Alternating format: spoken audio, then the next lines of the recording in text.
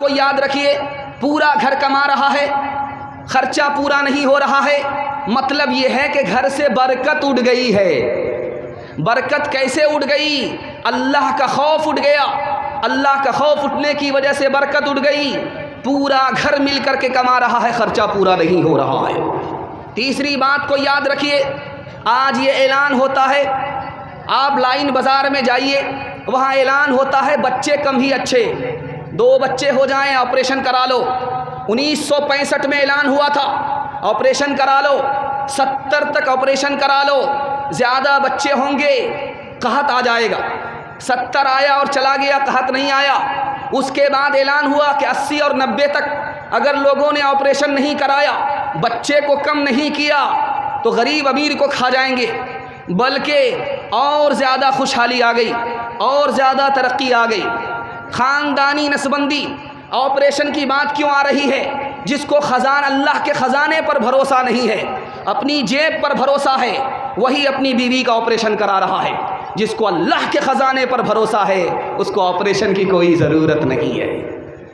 اللہ کے رسول کی خدمت میں ایک جوان آیا، گھر میں خرچہ کم ہے، کہا حج پر جاؤ اللہ خرچہ بڑھا دے گا۔ کہا خرچہ کم ہے، کہا نکاح کر لو، کہا نکاح کر لیا، خرچہ کم ہے، کہا دوسرا نکاح کر لو، تیسرا نکاح کر لو۔ آج آبادی بڑھے گی، مسئلہ آبادی سے نہیں ہے۔ روس کے سائنسداں نے 1975 میں کہا تھا زمین کے اندر اتنی طاقت ہے کہ اگر ہم دماغ لگائیں کھیتی کرنے کے لیے تو 9.5 کھرب لوگوں کی غذا نکالی جا سکتی ہے۔ مسئلہ کیا ہے کہ ہم حد سے زیادہ پیسہ خرچ کرتے ہیں۔ گٹکا کھانے میں کتنا پیسہ خرچ ہوا ہے، سن کر کے آپ کو حیرت ہوگی۔ سندھ ہندوستان سے باہر کا حصہ ہے، ہندوستان میں پہلے تھا۔ کتنا پیسہ گٹکا میں لوگوں نے تھوکا ہے؟ 12 ارب روپیہ گٹکا میں تھوک دیا ہے۔ ہم اپنے چال سے غریب ہیں، اللہ نے ہمیں غریب نہیں بنایا ہے۔ انشاءاللہ آمدنی 98 ہوگی، خرچہ روپیہ ہوگا۔ جوش کے ساتھ ہاتھ اٹھائیے، بالکل صحیح جا رہا ہے۔ یہ دیکھیں،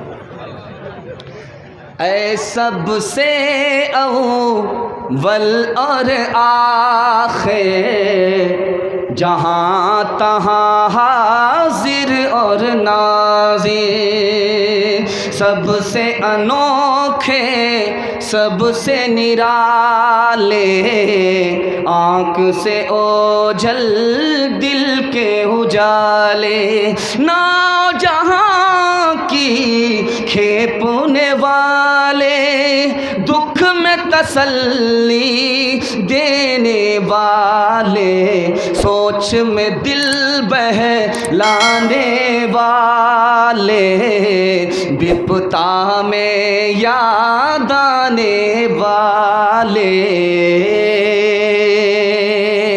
پہلا پیغام ختم ہو گیا، دوسرا پیغام آ رہا ہے۔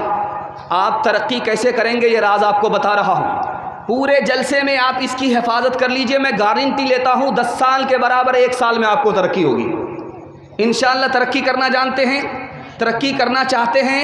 دونوں ہاتھ اٹھائیے، 3 منٹ میں جلسہ مکمل ہو رہا ہے۔ جوش کے ساتھ ہاتھ اٹھائیے، بالکل صحیح جا رہا ہے، 7 خون معاف ہے۔ اس کے بعد غلطی مت کیجیے گا، سیدھا جنازہ پڑھیں گے۔ دوسرا پیغام بہت خوبصورت آ رہا آپ کے سامنے آ رہا ہے، دھیان سے اس کو سنیے گا۔ آذان ہوئی ہے، کس نے آذان دیا؟ بلال نے آذان دیا۔ لوگوں نے جھگڑا شروع کر دیا، گورا آدمی کو آذان دینا چاہیے، کالے آدمی نے آذان دے دیا، مزہ خراب ہو گیا۔ اللہ کے رسول نے فرمایا اللہ کے یہاں کالا گورا نہیں دیکھا جاتا، جو دیندار ہے اس کو اللہ پسند کرتا ہے۔ بلال کو اللہ دینداری کی وجہ سے پسند کر رہا ہے۔ نماز کی باری آئی، اللہ کے رسول صلی اللہ علیہ وسلم آگے بڑھے نماز پڑھنے کے لیے۔ ایک جوان آیا، روک دیا، میں چابی دے نہیں سکتا، دروازہ کھول نہیں سکتا، اللہ کی بندگی آپ نہیں کر سکتے۔ اللہ کے رسول نے فرمایا ایک وقت آئے گا یہ چابی میرے ہاتھ میں ہوگی اور یہ میرے لیے دروازہ کھلے گا، میں آزادی کے ساتھ اللہ کی بندگی کروں گا۔ وہ وقت جب آیا تو کہا کہ وہ جوان کہاں گیا جو اللہ کی مسجد میں اللہ کے بندے کو روکتا تھا؟ مجھے سجدے کے لیے اس نے چابی نہیں دیا۔ وہ جوان آ گیا، کب تمہارے ساتھ کیا کیا جائے، مارا جائے یا چھوڑ دیا جائے؟ تو اس جوان کی زبان سے 2 جملے نکلے، اخن کریم نبی کریم، آپ تو مہربان نبی ہیں، معافی کریں گے بدلہ نہیں لیں گے، آپ تو مہربان بھائی ہیں، معافی کریں گے بدلہ نہیں لیں گے۔ اللہ کے رسول نے فرمایا معاف کر دیا، چلو زندگی بھر تمہارے لیے احسان کر دیا، یہ چابی تم کو دیتا ہوں، تمہارے خاندان کو دیتا ہوں، اور قیامت تک کے لیے چابی دیتا ہوں۔ تین مثال آپ کے سامنے آ رہی ہے، دھیان سے اس کو سنیے گا۔ رمضان کا مہینہ ہے، تراویح پڑھنے کے لیے لوگ آئے، کسی نے کہا کہ 8 رکعت پڑھیں گے، کسی نے کہا کہ 20 رکعت پڑھیں گے۔ بیچ میں ایک صاحب آ گئے، تم کتنی پڑھنی چاہتے ہو؟ کہا 8 رکعت۔ کہا بہت کم پڑھنا چاہتے ہو؟ کہا تم کتنی تراویح پڑھنی چاہتے ہو؟ تو کہا 20 رکعت۔ کا بہت زیادہ پڑھنا چاہتے ہو؟ ارے تم تو پڑھنے والے ہو، چاہے تھوڑا پڑھو چاہے زیادہ پڑھو، لیکن ان کی فکر کرو جو پڑھتے ہی نہیں ہیں۔ یہ بحث سے ہمیں کیا ملے گا؟ آپس میں بحث کرنے سے، جھگڑا کرنے سے کیا ملے گا؟ تم بھی فکر کرو اس کی جو نماز نہیں پڑھتے، ہم بھی فکر کرتے ہیں اس کی جو نماز نہیں پڑھتے۔ تیسری بات آپ کے سامنے آ رہی ہے، یہ ملک آزاد نہیں ہوا ہے، امام صاحب کھڑے ہوئے ہیں نماز پڑھانے کے لیے، پیچھے جیسے ہی ولضالین کی صدا لگی، ایک نے آہستہ سے آمین کہا، دوسرے نے زور سے آمین کہا، اس نے اس کے گریبان کو پکڑا۔ تم نے آہستہ سے آمین کیوں کہا؟ اس نے اس کے گریبان کو پکڑا۔ تم نے زور سے آمین کیوں کہا؟ اس نے اس کو لاٹھی ماری، اس نے اس کو لاٹھی ماری۔ اللہ کے گھر میں 2 مسلمان لہو لہان ہو گئے۔ عدالت میں مقدمہ آیا، وکیل کو سمجھ میں نہیں آیا یہ آمین کس زمین کا نام ہے، یہ آمین کس مکان کا نام ہے۔ 15 منٹ تک تو حاکم کو سمجھ ہی میں نہیں آیا کہ جھگڑا کس پر ہوا ہے۔ کہا یہ آمین دعا کا نام ہے۔ اس حاکم نے ججمنٹ لکھا، اس سے ہماری عقل کی پٹی ہٹ جاتی ہے، ہم کو اپنی حقیقت معلوم ہو جاتی ہے۔ اس نے لکھا کہ آمین کی 3 قسمیں ہیں، ایک آمین آہستہ سے، یہ بھی حدیث سے ثابت ہے، ایک آمین زور سے، یہ بھی حدیث سے ثابت ہے، ایک تیسری آمین ہے آمین بالشر، فتنہ اٹھانے کے لیے کہ میں تم سے اچھا، تم مجھ سے اچھا نہیں ہو سکتے، یہ فتنہ اٹھانے کے لیے آمین ہے، یہ نہ حدیث سے ثابت ہے۔ یہ دیوبندی بھی گنہگار ہے، یہ سلفی بھی گنہگار ہے۔ آخری مثال آپ کو سناتا ہوں، پیغام ختم کر رہا ہوں۔ آپ دیکھیں گے دلی میں ایک مسجد ہے، اس کا نام لال کنویں والی مسجد ہے۔ لال کنویں مسجد کا جو امام تھا وہ بریلوی تھا، اور ان کے پیچھے نماز کون پڑھ رہے ہیں؟ دیوبندی پڑھ رہے ہیں۔ اس دیوبندی عالم کا نام کیا ہے؟ حضرت نانوتوی نماز پڑھ رہے ہیں۔